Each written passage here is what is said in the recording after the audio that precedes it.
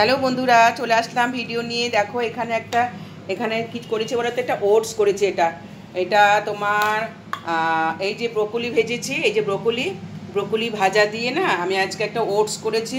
ওই ব্রোকলি ভাজা দিয়ে ওটস খাবে, দারুণ লাগে। তাতে কড়াইশুঁটি দিয়েছি, পেঁয়াজ দিয়েছি। এটা হচ্ছে সকালের জলখাবার। এখানে দেখো লাল শাক কেটে রেখে দিয়েছি, লাল শাক ভাজবো, ব্রোকলি ভাজা আছে। আর এখানে দেখো দেশি মুরগি, এটা জানো তো, এটা দেশি মুরগি আজকে এনেছে। তোমরা যারা যারা মাংস চেনো তারা বলতে পারবে এটা দেশি মুরগি কিনা।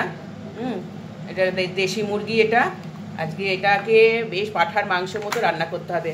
সেই জন্য কী করেছে বলতে, প্রেশার কুকারে আমি একটা সিটি দিয়ে নেব। প্রেশার কুকারে জল দিয়ে দিয়েছি। আমি এবারে এর মধ্যে এই মাংসগুলো একটু সিদ্ধ করে নেব। সিদ্ধ করে নিলে তাড়াতাড়ি করে মাংসটা রান্নাও হবে, কারণ দেশি মুরগি তো পাঁঠার মাংসের মতোই মানে খুব শক্ত হয়। প্রেশার কুকারে একটা সিটি দিয়ে নিই বন্ধুরা। এটা প্রেশার কুকারে সিটি দিয়ে নিয়ে আসার পর তারপরে আবার তোমাদের সাথে এটা শেয়ার করব। বন্ধুরা দেখো, আমি প্রেশার কুকার থেকে বার করে নিয়েছি, মাংসটা সেদ্ধ করে নিয়েছি। এটা হচ্ছে 10 ভাগের 3 ভাগ করেছি। 3টে সিটি দিয়ে নিয়েছি। আর এখানে দেখে যে স্টকটা রয়েছে, মানে এই জলটা বেরিয়েছে সেটা দিয়ে করব। এখানে আমি গরম তেল বসিয়ে দিয়েছি। আর গরম তেল দেখো খুব পরিমাণ মতন তেল দিয়েছি, মানে খুব কম তেল দিয়েছি। আর এখানে গোটা গরম মশলা দিয়ে দিলাম, যা যা লাগে, লবঙ্গ, দারচিনি, এলাচ। এখানে মশলা রেখেছি, সব রকমের মশলা আছে, যা যা লাগে। এইবার আমি একটু চিনিটা দিয়ে দেবো বন্ধুরা। এখানে চিনিটা দিয়ে দিচ্ছি।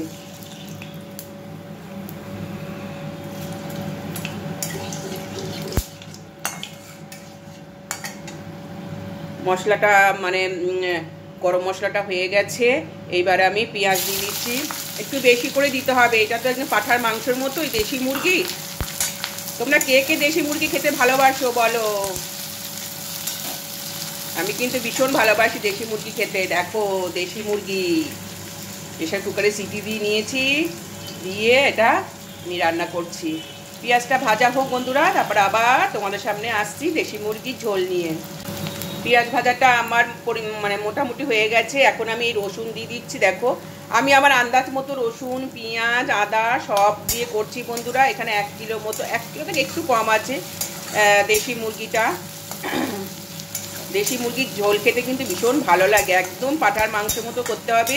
একটু মশলাটা বেশি করে দিতে হবে বন্ধুরা। রসুনটা ভাজা হয়ে যাক বন্ধুরা, তারপর আদা আমার ভাজা হয়ে গেছে। এখানে আদা রেখেছি আমি, আদা আমি আমার পরিমাণ মতো দিয়ে দিচ্ছি বন্ধুরা।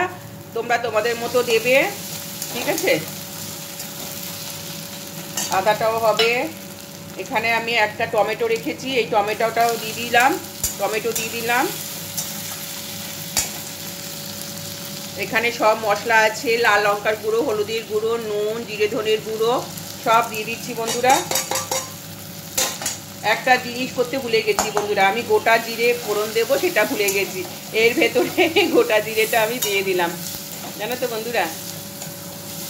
আচ্ছা, মশলাটা একটু আমি কম করে, আঁচটা কমিয়ে মশলাটা কষিয়ে নিয়ে আসবো বন্ধুরা। দেখো আমার মশলাটা কষানো হয়ে গেছে। হ্যাঁ, মোটামুটি মশলা কষানো হয়ে গেছে, দেখতেই পাচ্ছ তেলটা উঠে গেছে। এইবার আমি এখানে যে মাংসগুলো সব আমি এখানে দিয়ে দিচ্ছি। এবার মাংসটা আমি কষিয়ে নেব বন্ধুরা। দেশি মুরগির ঝোল এইভাবে রান্না করলে কিন্তু খেতে হেভি হয়। আর তোমাদের ভাতের হাঁড়িতে 2 মুঠো চাল বেশিও দিতে হবে, এইভাবে দেশি মুরগি যদি তোমরা রান্না করো। ঠিক আছে বন্ধুরা, আমি এখানে নুনও দিয়ে দিয়েছি। এবার এটা কষানো হোক, তারপর আবার আসবো। সুন্দর একটা পাঁঠার মাংস গন্ধ বেরোচ্ছে বন্ধুরা। এটা দেখতে কিন্তু খুব সুন্দর লাল হয়েছে। এখানে দেখাচ্ছে সাদা সাদা, কিন্তু সত্যি বলছি লাল মতনই হয়েছে বন্ধুরা। এটা আমি আরেকটু কষাবো, যেহেতু এটা দেশি মুরগি তো একটু ভালো করে কষাতে হবে, অনেকটা করে মশলাও দিতে হবে।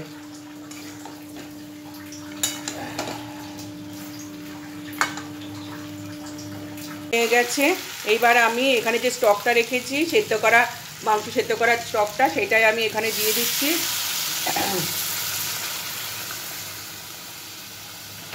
ঝোল বলেছি, দেশি মুরগির ঝোল।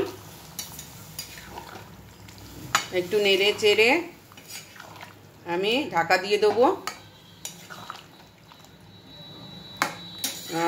সিটি দিয়েছি, মনে হচ্ছে যেন আরেকটু সেদ্ধ হবে। আবার আমি একটু ঢাকা দিয়ে দিই। আমার দেশি মুরগির মাংস রান্না হয়ে গেছে, দেখতেই পাচ্ছ। আর এখানে আমি একটু গোলমরিচ আর হচ্ছে গরম মশলা দিয়ে দেবো।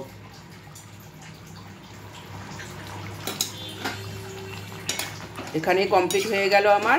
গোলমরিচটা দিলে কী হয় বলো তো, একটু ঝাল ঝালও হবে আর খেতে কিন্তু ভীষণ টেস্টও হয়। দেখতে পাচ্ছ খাসির মাংসের হাড্ডি, এই দেখো। তাহলে আমার মাংস রান্না কমপ্লিট।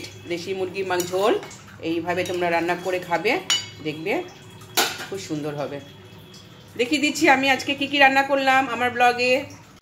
এই দেখো বন্ধুরা, আমি আজকে কি কি রান্না করলাম। আজকে আমাদের লাঞ্চের মেনু কি কি, এই যে বলেছিলাম দেশি মুরগির ঝোল। এই দেখো একদম পাঁঠার মাংসের গন্ধ বেরোচ্ছে।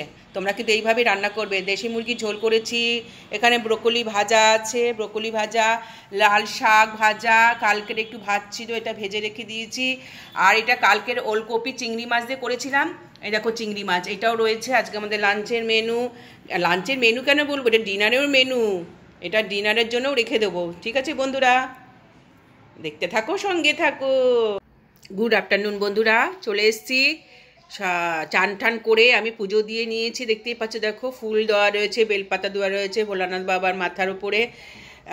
পুজো করে এবার তোমাদের সামনে আবার চলে আসলাম ভিডিওটা শেষ করতে হবে বলে। বন্ধুরা ভিডিওটা তো এখনের মধ্যে শেষ করে দিচ্ছি। আজকে কিন্তু দুর্দান্ত রেসিপি করেছি, দেশি মুরগির ঝোল। এইভাবে যদি রান্না করো না, ওহো দারুণ লাগে খেতে। যাই হোক বন্ধুরা, আবার চলে আসবো নতুন কোনো ব্লগ ভিডিও নিয়ে। তোমরা সবাই ভালো থেকো, সুস্থ থেকো। Tata, bye bye, thank you. Subscribe করো।